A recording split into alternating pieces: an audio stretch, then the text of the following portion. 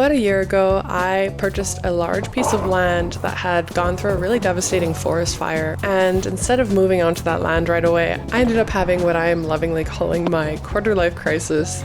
I got rid of 90% of the items I owned, I packed my suitcases, and I went traveling for 6 months. But now I am back in Canada, and it's time to head over to the property. Alright, pulling out of Mom's house and starting my very first day living on a ranch, I guess. About a 10-hour drive from here to there. I'm leaving way too late, classic me, so I was hoping not to get there in the dark, but most likely I'll get there in the dark. Why am I like this? I am not towing the Airstream today. I'm towing a trailer with quite a few of my things, as you saw. So today, I'm just hoping that I loaded it right. My brother told me not to make the tongue too heavy, but it's better to have a heavy tongue than a heavy butt, but I'm pretty sure it's too tongue heavy, so anyway, I'm rambling. I'm gonna hit the road and actually move onto my property. That's still so crazy to say. That's so crazy. So I live in beautiful British Columbia in Canada, but one of the big downsides of this province is the ferry system, and the ferries did me so dirty. I ended up getting on a super late ferry, and there was no way I was going to make it to my property before dark. So I decided to stop in at my favorite trucker stop and have a nice bougie shower and terrible sleep in my car. So that's exactly what I did.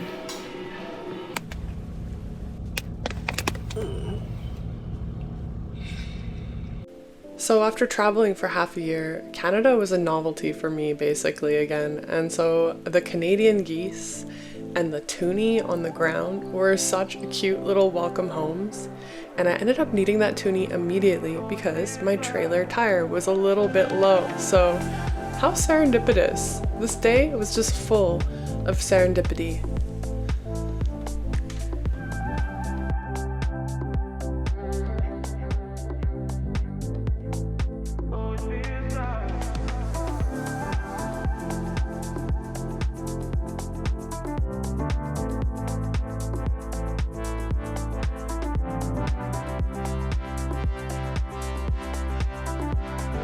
I feel like this is so poetic, having this switch over just as I'm about to start this new chapter today. Feels perfect. So it's been an awesome 100,000 kilometers, lots of traveling, lots of adventure, and looking forward to the next 100,000 kilometers. Woo! I care about these little things. Wow, 100,000 kilometers? That's so crazy. Love you, Kincaid. You're a good car.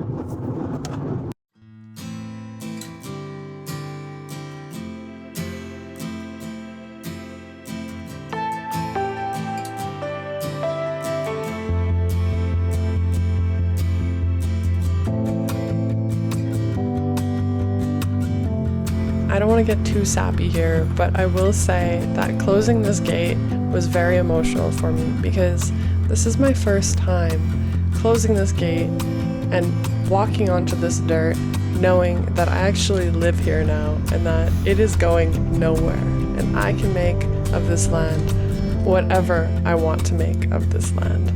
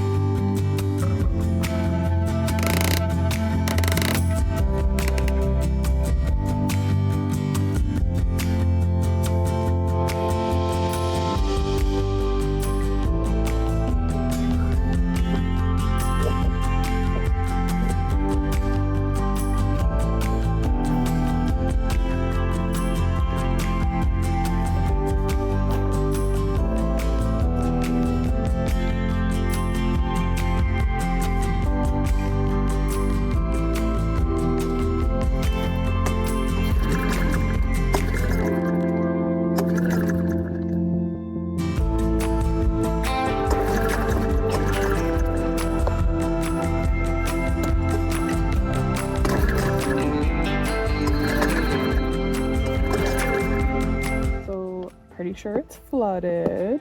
My brother told me I need to do something with the spark plug. I feel like this is the appropriate thing to happen on my first day living off the grid. It's like really low stakes, you know? I have no strong need for power right now. I have a little bit of power for my diesel heater. Okay, I have good news and I have bad news. And the good news is that I got the generator to work, which is a relief. But the bad news is it's not charging my power banks. It goes from 0 watts to like 480 back down to 0, and so much for me to learn. But what my new to this mind thinks is that the inverter is not inverting, because isn't that supposed to turn it into like a steady clean stream of power? And if that was happening, why would my power banks be going from 0 to like a lot and then nothing? So they're not charging, they're just getting blasted with shots of electricity, and then the generator goes from quiet to loud to quiet to loud, and I just feel like something is wrong here.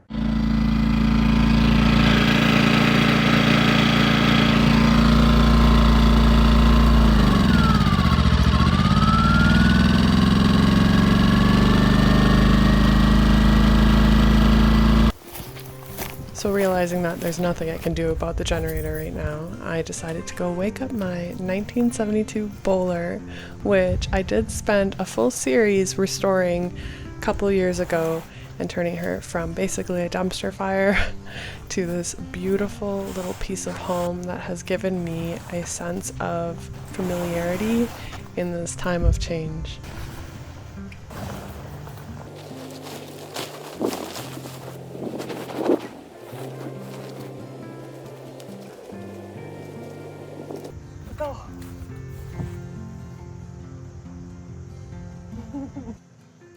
So she's all wintered up, and I'm fearful that this tape is going to wreak havoc. Let's see. Okay, so far so good. I think it was so rough at the bottom because it was wet. The tape was trapping moisture. So I hope that this doesn't keep happening.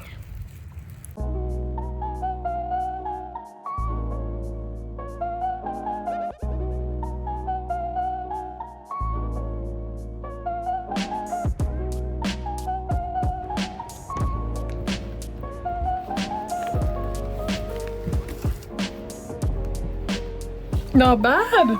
Even smells good in here still. Wow, I'm impressed.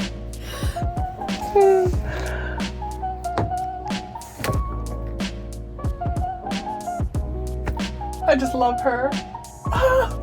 So happy to be back. She did really well in the winter, and the little bit of chipping that happened on the paint is not that bad in comparison to having a rat problem. And it also happened in parts of the paint that were bound to chip because there was already some moisture damage underneath. Let me show you. So like all up here was very, very rough. When I tried to restore it, I tried to make sure everything was super duper dry and then really sealed, but it's a wooden frame along the door, and it just, I don't know, but that's above me in terms of restoration. And then right here, this chipped off, but it's a little moldy underneath, so you can see that was going to chip off. And aside from that, it's not too bad. It's an old camper. As much as I love her, you know, you just gotta sometimes let old things be old. Now what I'm gonna do is take my battery pack from in here and try to set up some solar and kind of get on my feet a bit. So I'm going to not record, get some stuff done, and let this phone charge and smash through the like first boring things you gotta do. Okay, so I decided to come down to my property before I was on the property, the part of the ranch that belongs to my family. This is the entrance. Every time I hear the scraping, I don't hear the scraping. I hear nothing. It's just a static, you know? The scraping is a static, actually.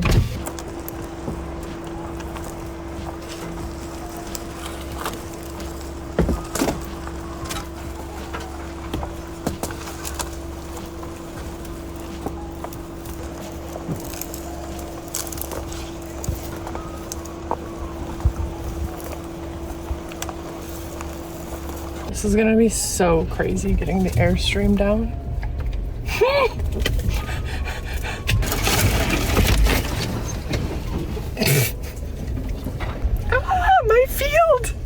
Look how nice.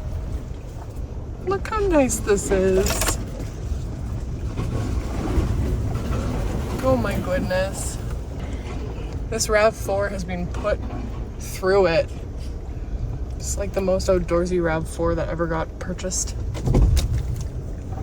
I'd like to think, at least.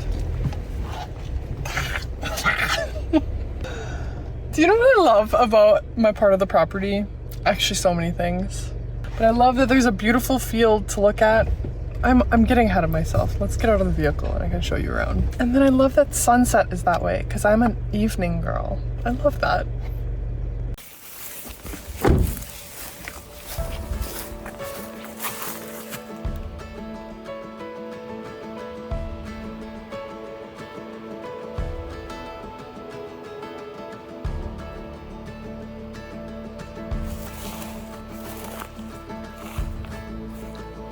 All of this is mine.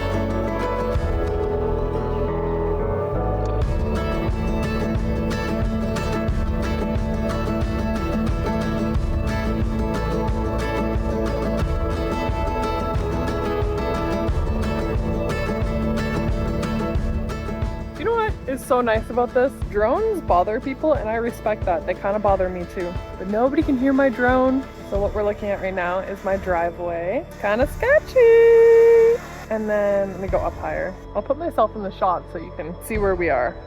I'm feeling so happy today. I'm so jazzed. So the first place I'm thinking about building out the Airstream. Come with me. We're gonna go to the first place I think I might build out the Airstream. And I like this area because I for sure will not be able to build a house here. At least I don't think I would be able to. But an Airstream with a big deck around it, a couple outbuildings, I think would work.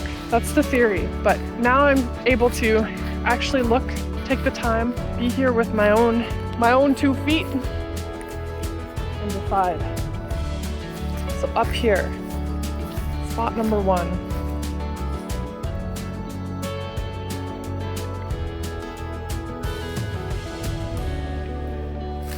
Look at this. Look at this view. I was born in the prairies, so the prairie girl in me is very happy to see this view. But I'm also a mountain girl and forest girl, so gotta get these trees back. Yeah, I can really see this being the spot up here. I have looked at my property countless hours on Google Earth 3D view, try to assess where would I want to build. 3D it's a cool technology, but it's really not that accurate. So I thought this was only a maybe contender, but I'm really loving it up there. Okay, and then the second place that I want to check out is the middle shelf. Pros and cons. So pros of the middle shelf are that it is level to the field, which is so dreamy. It's more tucked away, more private. So say you were to be on the mountains, I don't know, if there's some like deer hunters or something. Also family down the ranch. It's a little more private. Not like they'd be spying on me, but still. Well, let's take a look with the drone. I think right here is a good contender. Me walking around on the drone. And I think it is fairly flat-ish, and I can always flatten it out more with some family machinery. But the question is the sound of the stream too loud? I wonder if the phone will pick it up. Because it's just right there.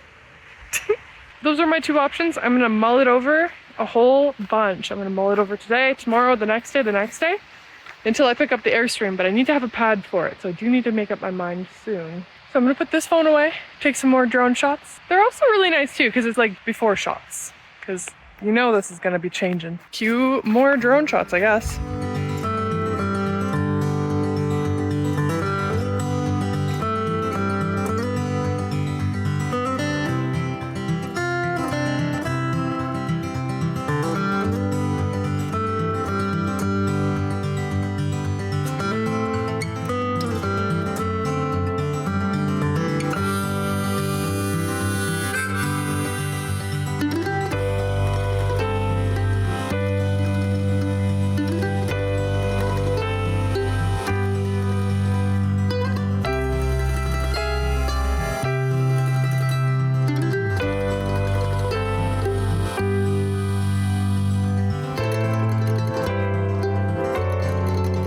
realizing I can pull trees out of the ground with one hand. Pretty funny. Also kind of convenient.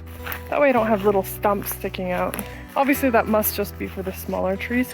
We'll see. Maybe like a bucket on a tractor lift up the other trees, but probably just saw them down. But yeah, good first day on the property. Sun is setting. And look at these babies. I'm so happy to see them. Aren't they cute?